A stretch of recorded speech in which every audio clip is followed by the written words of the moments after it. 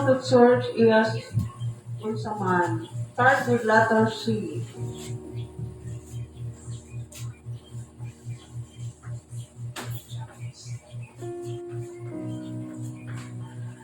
Okay. Common to church is at charitable act.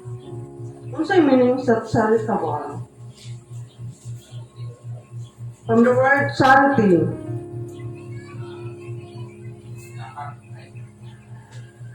Kanang matinabangon, botabang.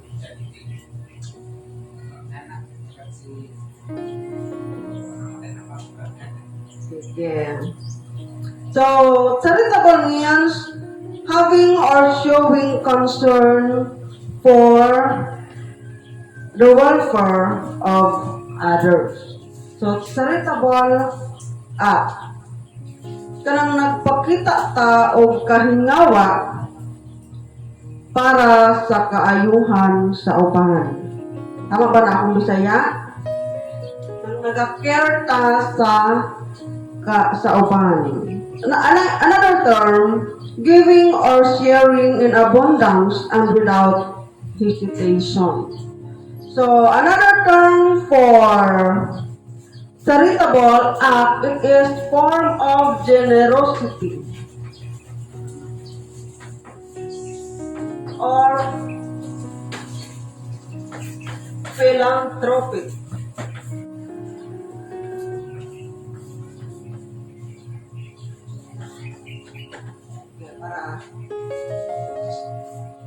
So based ni ana nga mga term, unsa ang rason, unsa ipatapasabot sa charitable act? No, kanong kailangan nga matatawag simbahan?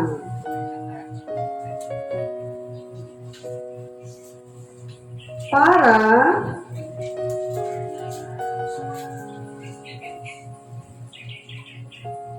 kabalo na tanga, ang pag-atuloy sa simbahan is charity. Generosity di ay ang wato og simbahan.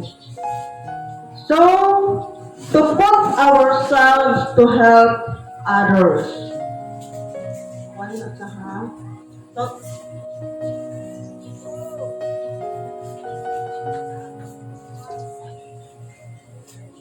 To help others. Unsa man ang atong concern diha sa pagtabang sa atong isig kaingon? Magdinasigay, maghinatagay, ano man na siya. So, kung concern ta sa physical, kahintang sa atong isig kaingon, labaw ta nga concern sa ilahang spiritual. To help others, ikaduha, to glorify God.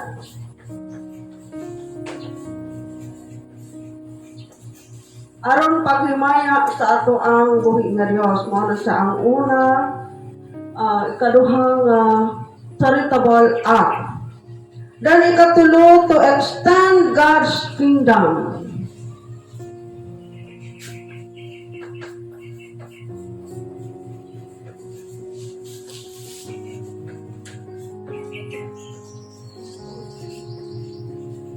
So, unsay matapasabot to extend God's kingdom? Paano ba? Mag-build ba taog castle? Sige daw.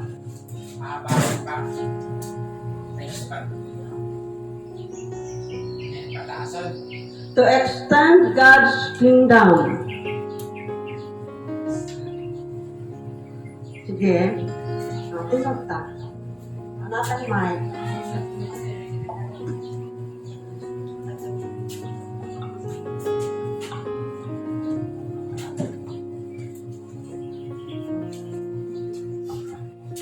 Or sa unsang pamaagi, ma-extend na to ang kingdom sa Ginoo. Literal ba na siya na-extend God's kingdom? Unsang to ang nasabtan?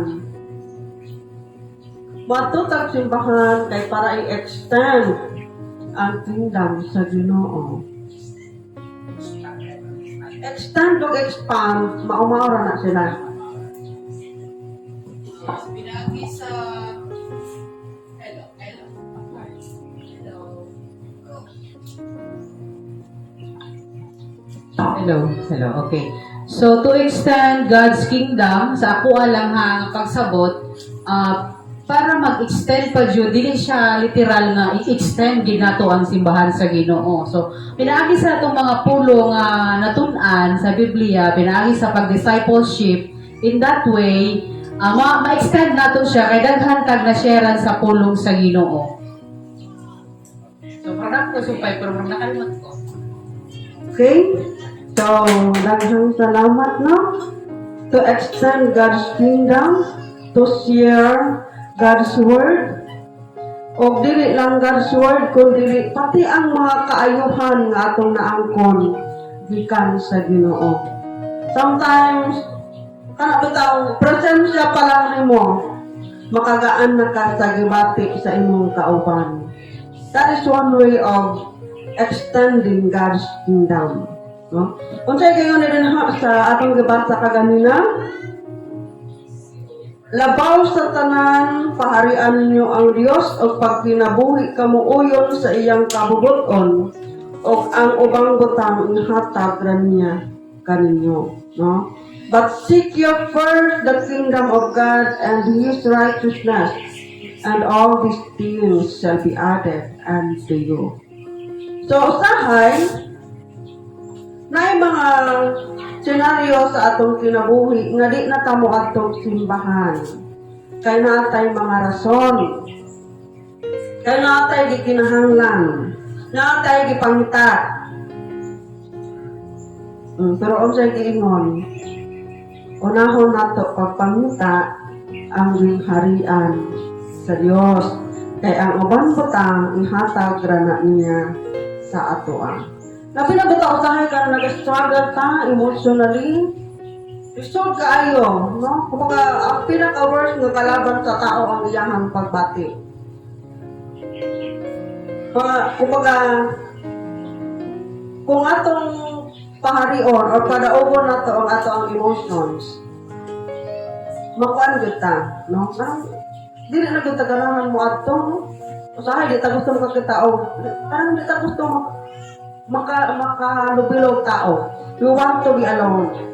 Pero kung mag-over na to na, after sa ato ang mga kaguol, o unsang mga pagbati niya, niadto ta og simbahan, lahi ang fulfillment. Lahi ang fulfillment after ni anak mga igsoon. So reasons for coming to church, number 4 is a charitable act.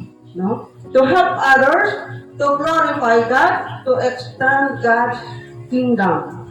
So number 5,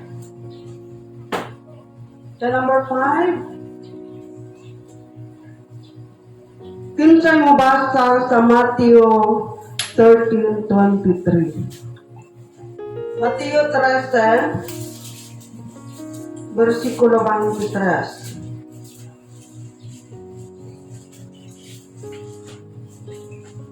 Ang binhi nga napugas dito sa maayong yuta sama sa mga tao nga nakadungog ug nakasabot sa mensahe, mamunga sila og tag sa kagatos.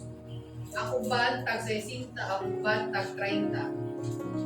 Okay? So, mao ka na siya ang sambingay sa Osaka, mahitungod sa Osaka magpupugas. So, ang binhi nga napugas dito sa maayong yuta, sama sa mga tao nga nakadungog o nakasabot sa mensahe. Mamunga sila tag 100, ang uban tag 60, ang uban tag 30. So, depende. So, ang rason, o sa rason nga nung muadto ta og simbahan is to be fruitful.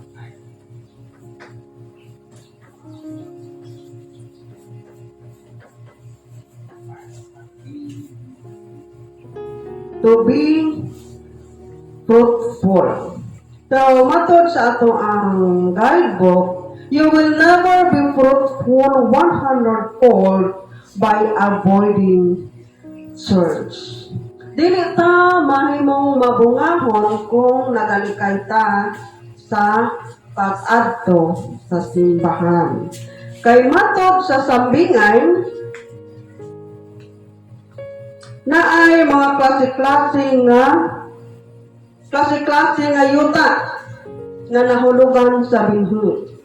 Doon ay yuta nga batuon, doon ay yuta nga tunukon, o doon na po'y balason. No? Pero yun na dinhi, o ang binhi nga napugas dito sa maayong yuta sama sa mga tao nga nakadungog o nakasabot. Mamunga sila tag 100, ang ubang tag 60, ang ubang tag 30. So, sa pag-adto nato sa simbahan, aron ka mamunga, kailangan diay i-sure nato nga unsa. Kitatong mga gaingon nga maayong yuta. We have the right heart before God. No, dili itong mga kasing-kasing nga tunukon, kasing-kasing nga batuon. So, ingon ana. So, makita na to ni siya sa Matthew 13. Matthew 13 para basahan na to sa 18 to 23. Ilot kayo na siya sa akton mga igsoon. So, unsa may mga rason aside sa kanang dili ta mo adto og simbahan? Unsa may posibleng rason nga dili ta fruitful?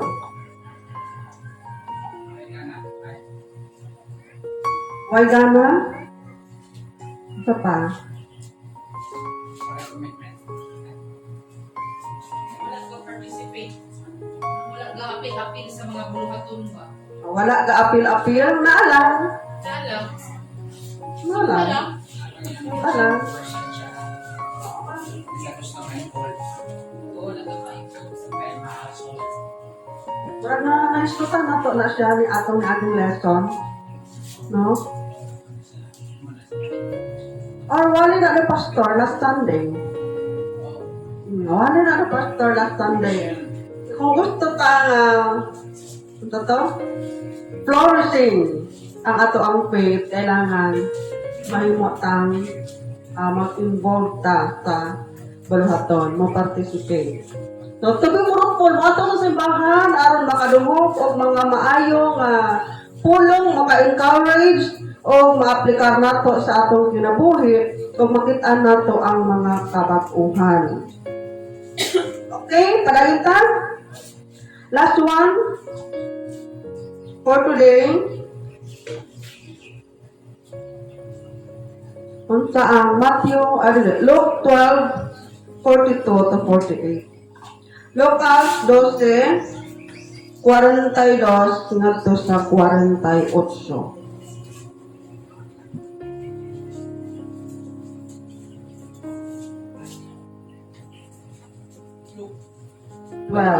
42 to 48.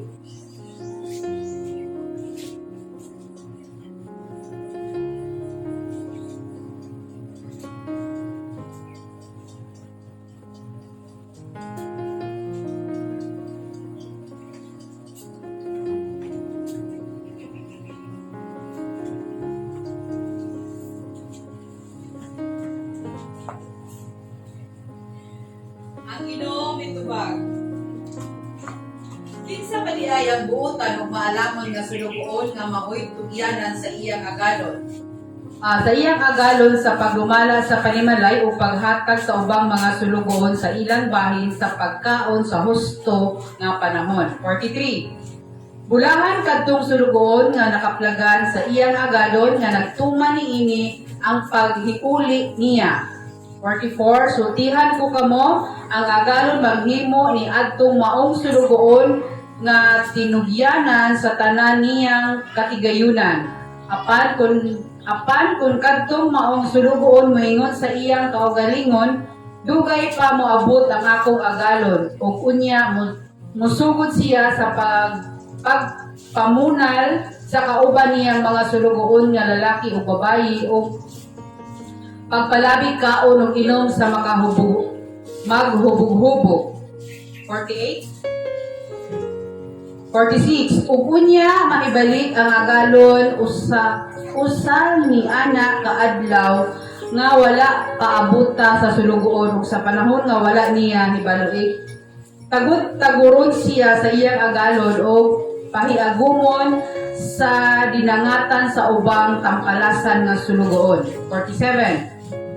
Ang sulugoon nga nasayod unsa ang buot ipabuhat kaniya sa iyang agalon apan dili mag-andam ug dili magtuman sa ipabuhat latuson sa makadaghan. Last verse.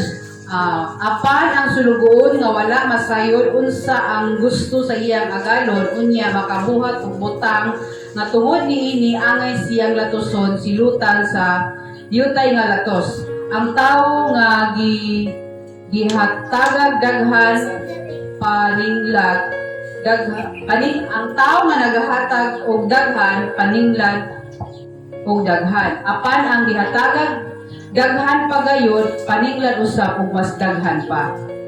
Okay. So it is about faithfulness. So rason nga moadto ta sa simbahan aron makabalutang sa kamatuoran, to know the truth and be faithful with it.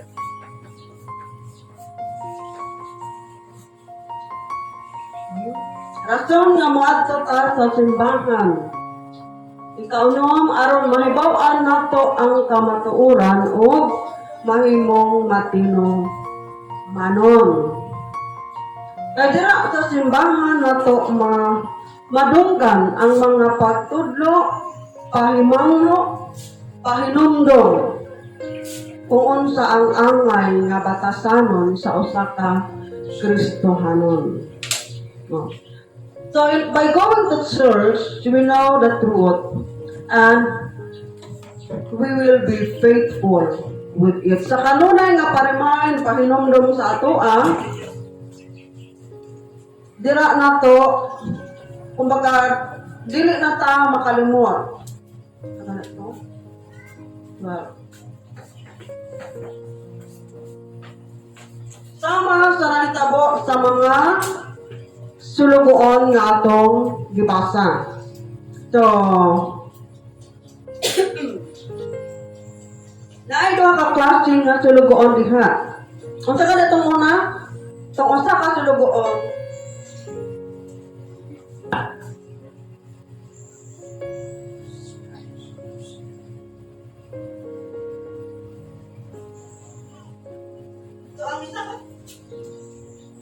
ang isa ka sulugoon, mo trabaho siya, bisan wala ang iyahang agalon. Ang isa, kabalo siya sa iyang buhaton, sa iyang mga dapat trabahoon, pero, nagunsa siya. Mulat pa siya subukan, mulat pa siya sa iyang agalon. Muhulat pa nga, mo trabaho lang kung naa ang iyahang amo. Kung mo siya ang mga pakita lang. Pakaaron inyo. No, matrabaho lang kung naa ang master, pero kung wala ka ng master, kay papatoto mo ulit si master. Dugay papatoto mo ulit. Sa rihang naabot o pinakalit. Di kasabaan. Okay. Parusahan. So, unsa ang gingon nila sa 48? Sa verse 48, ang iyahang gingon, ang katong apan ang tulugoon nga wala masayod unsa ang gusto sa iyang agalon unya makabuhat og butang nga tungod niini angay siyang latoson silutan sa diyotay nga latos ang tawo nga gihatagag daghan paninglag daghan apan ang gihatagag daghan pagayon, paninglan usab og mas daghan pa. So, naghistot ni siya sa atua nga mga believers. No? Katong wala na sayon sa kamatuoran o nagpakasala, kastigohon, latoson. Pero katong nasayon sa kamatuoran o wala kinibuhata, the more you know, the more punishment you will have. Sige, kumusta? No, mas daghan tag nasayra na hibaw-an nga kamatuoran o nga dili ta faithful. Sama. Mas dako, mas bugat ang punishment nga ato bangon. So, on-site challenge diha. To know the truth and be faithful. Wato tag simbahan aron makabalutang sa kamatuoran o matino manon. Sige. Kung saan inyong mga ma-share about sa number 6, tabangan na to na sagsabot. To know the truth and be faithful. O kung sa pinilusopong nga istorya, dili na lang nato hibawan ang kamatuoran. Pero nagyapon punishment. No? Nagyapon tayo punishment. Kahit pa wala ta kabalo sa kamatuoran. So since kabalo man ta sa kamatuoran, unsay challenge kung kabalo man ta sa kamatuoran? Matino mano. Nayon sa din niya. If you know what is right and do not do it, you will be counted as one of the unfaithful. Kung kabalo ka sa kamatuoran o wala nato kinibuhata, maapil gihapon ta, we will be counted as one of those unfaithful. Mga dili matino manon. Sige. What can you say?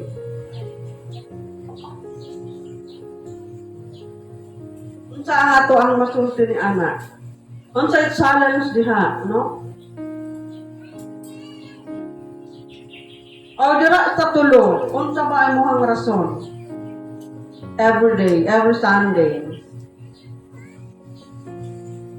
Unsa imong rason ngano nato ka og simbahan? Every Sunday. Asa diha sa tulo? So, to be charitable, to be fruitful, or to know the truth and be faithful.